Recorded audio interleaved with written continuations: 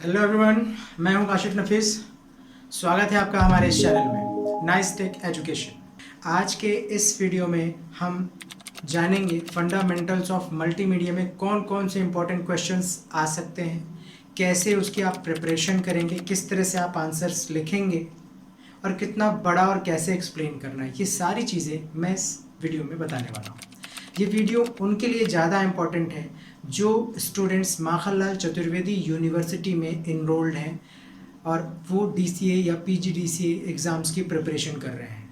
हालांकि ये वाला जो पेपर है ये सिर्फ और सिर्फ PGDCA में ही आता है। फर्स्ट सेमेस्टर में चौथा पेपर है जो कि ऑप्शनल है।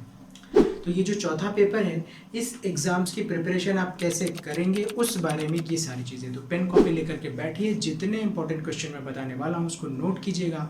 आपको वादा करता हूँ 95% मेरे बताए हुए क्वेश्चन फंसेंगे ही फंसेंगे डेफिनेटली, अगर आप अच्छे से प्रिपरेशन करते हैं तो चलिए वीडियो शुरू करते हैं, आगे बढ़ते हैं। फंडामेंटल्स ऑफ मल्टीमीडिया जो सब्जेक्ट है, ये मल्टीमीडिया को पूरा का पूरा सब्जेक्ट एक्सप्लेन करता है कि व्हाट इज़ मल्टीमीडिया, मतलब मल्टीमीडिया में क्या क्या आता है, उसी के अराउंड इसकी सारी थ्योरीज हैं।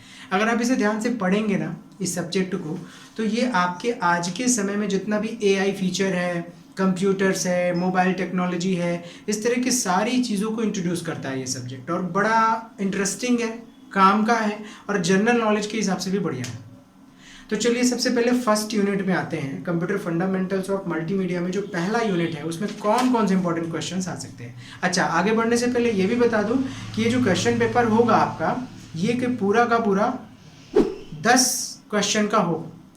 5 क्वेश्चन के आंसर आपको करने हैं और बाकी के 5 अथवा में होंगे, मतलब हर एक क्वेश्चन डबल होगा, दोनों ऑप्शनल होगा। इसको कीजिए या सेकंड कीजिए। और हर एक क्वेश्चन को आपको निबंधात्मक लिखना है, इट मीन्स बड़ा लिखना है। मान लीजिए एटलीस्ट 200 वर्ड्स होने चाहिए, और अगर आप कॉपी को लेंगे तो एटलीस्ट 5 पेज या 6 पेज का एक आंसर आपको लिखना है। इस चीज़ का विशेष ध्यान रखिएगा।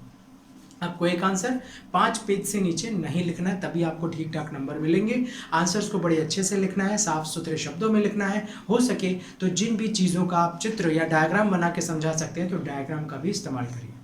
तो चलिए शुरू करता हूँ। फर्स्ट यूनिट में जो आपका चैप्टर होगा वो होगा मल्टीमीडिया के ऊपर। आप मल्टीमीडिया के ऊपर एक पूरा एसे तैयार कर लीजिए, निबंध। जैसे आप कभी निबंध लिखते हैं तो इंट्रो लिखेंगे, फिर उसके प्रकार लिखेंगे, उसके लाभ लिखेंगे, उसकी उपयोगिता किन किन क्षेत्रों में है ये सब लिखेंगे, उसमें उपयोग होने वाले सॉफ्टवेयर कौन कौन से हैं ये सब लिखेंगे। तो ये अराउंड अगर आप पूरा का पूरा मल्टीमीडिया के ऊपर एक एसे तैयार करके रखते हैं तो सारे क्वेश्चन इसी के अंदर से आएंगे डेफिनेटली। अब जैसे कि मल्टीमीडिया क्या है, मल्टीमीडिया के क्षेत्र कौन कौन से हैं, इसका उपयोग किन किन क्षेत्रों में होता है, मल्टीमीडिया के एलिमेंट्स आएंगे जिसमें कि साउंड, इमेज, टेक्स्ट, ग्राफिक्स और वीडियो और एनिमेशन, ये उसके एलिमेंट्स हैं।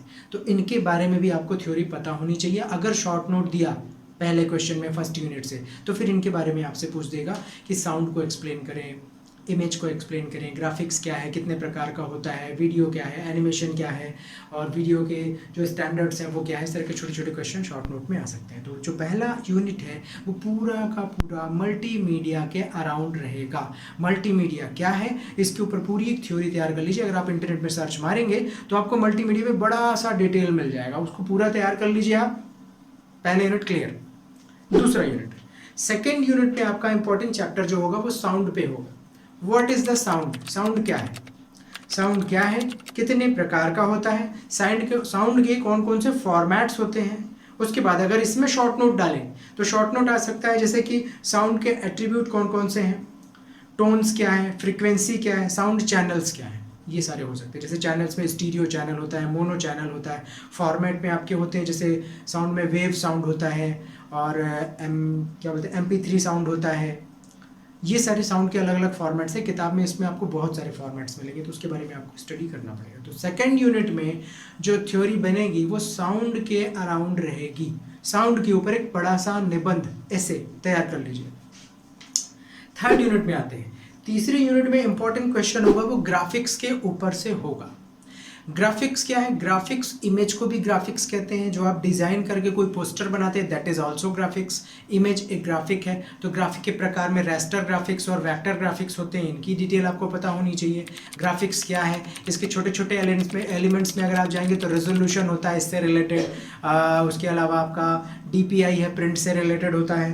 तो ये उसके छोटे छोटे ऑप्शंस होते हैं। ग्राफिक्स के फाइल फॉर्मेट्स भी डिटेल से पढ़ लीजिए, जैसे कि tip format, zip format, JPG format, BMP format, कई सारे फॉर्मेट होते हैं, PNG फॉर्मेट। तो ये सारे फॉर्मेट्स के बारे में अभी आपको पढ़ना है कि ग्राफिक्स के इतने सारे फॉर्मेट्स होते हैं।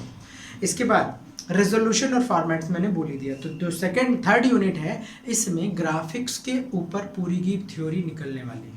ग्राफिक्स के ऊपर एक बड़ा सा निबंध तैयार करके रखिए, आपका थर्ड यूनिट क्लियर हो जाएगा डेफिनेटली। चौथे यूनिट में इंपॉर्टेंट चैप्टर जो होगा, जिसके अराउंड पूरे क्वेश्चन आ सकते हैं, वो है वीडियो।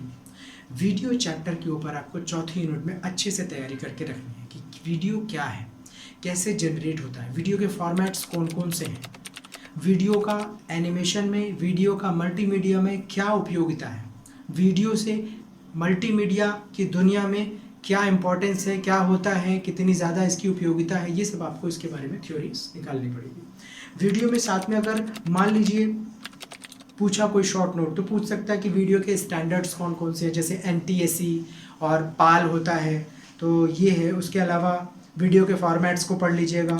वीडियो एडिटिंग में सॉफ्टवेयर कौन कौन से उपयोग किए जाते हैं, इनके बारे में थोड़ा सा नॉलेज ले लीजिएगा, जैसे प्रीमियर ऐसा आपका फिल्मोरा है, और भी आफ्टर इफेक्ट्स हैं। तो इस तरह के कुछ सॉफ्टवेयर है जो वीडियो को एडिट करने की फैसिलिटी देते हैं। मोबाइल वाले छोटे छोटे ऐप नहीं बताने हैं आपको सॉफ्टवेयर बताना है, क्योंकि कंप्यूटर की बात चल रही है यहाँ पे।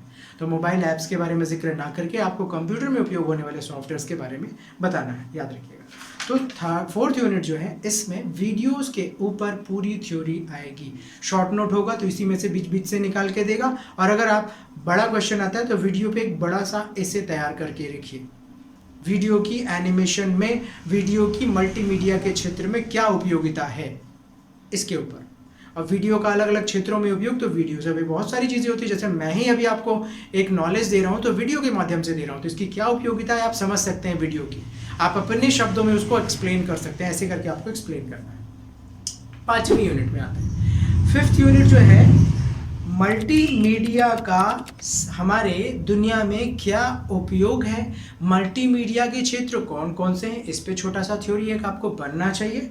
उसके बाद मल्टीमीडिया में क्या भविष्य हो सकता है इन फ्यूचर, मल्टीमीडिया का भविष्य कैसा है, कैसा करियर इसमें हो सकता है, इस बारे में आपको कुछ पॉइंट्स निकालने हैं। उसके बाद आगे इसमें है व्हाट इज द VR, मतलब वर्चुअल रियलिटी पे क्वेश्चन आएगा, डेफिनेटली याद रखिएगा। वर्चुअल रियलिटी क्या है? तो वर्चुअल रियलिटी मतलब कि जो रियलिटी ओरिजिनल नहीं होता उसको हम बना करके लोगों को दिखाते हैं, इसको वर्चुअल रियलिटी कहते हैं। वर्चुअल रियलिटी पे आप थ्योरी देखेंगे, किताबों में तो मिलेगी, इंटरनेट में सर्च करेंगे तो बहुत बड़े बड़े चैप्टर्स मिलेंगे वर्चुअल रियलिटी के ऊपर। तो वर्चुअल रियलिटी पे क्वेश्चन आ सकता है, पिछले साल भी आया था, तो इसकी तैयारी करके रखिएगा। वर्चुअल रियलिटी है क्या, वर्चुअल रियलिटी का क्या रोल है, क्या इसमें सॉफ्टवेयर्स लगते हैं, ये सब आपको इसमें पढ़ना है।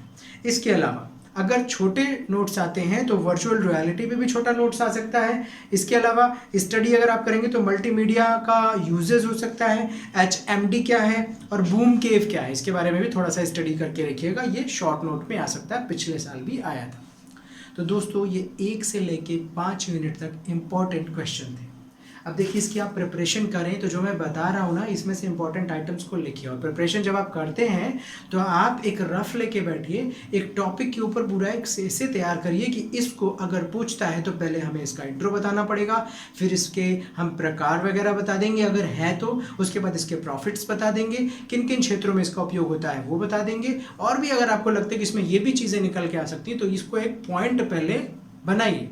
आप एक रफ में इसके पॉइंट्स जनरेट करिए कि इस टॉपिक पे इतने सारे पॉइंट्स निकल सकते हैं, फिर एक एक पॉइंट पे क्या क्या थ्योरी बनेगी उसको दिमाग में लीजिए और इसकी प्रिपरेशन करिए। इस तरीके से आप अगर पढ़ेंगे, स्टडी करेंगे, इस तरीके से रफ में अगर नोट करके पढ़ेंगे तो डेफिनेटली आपको ये सारी चीज़ें बन जाएंगी। तो दोस्तों ये था फंडामेंटल्स ऑफ मल्टीमीडिया में आने वाला इंपॉर्टेंट क्वेश्चंस। अच्छे से स्टडी करिएगा, उन दोस्तों के साथ शेयर कीजिएगा जिसके लिए वीडियो काम का हो सकता है। अगर अच्छा लगा हो तो लाइक कीजिएगा, सब्सक्राइब कीजिएगा, शेयर कीजिएगा सभी के साथ। फिर मिलते हैं नेक्स्ट वीडियो में, तब तक के लिए हैव अ गुड डे।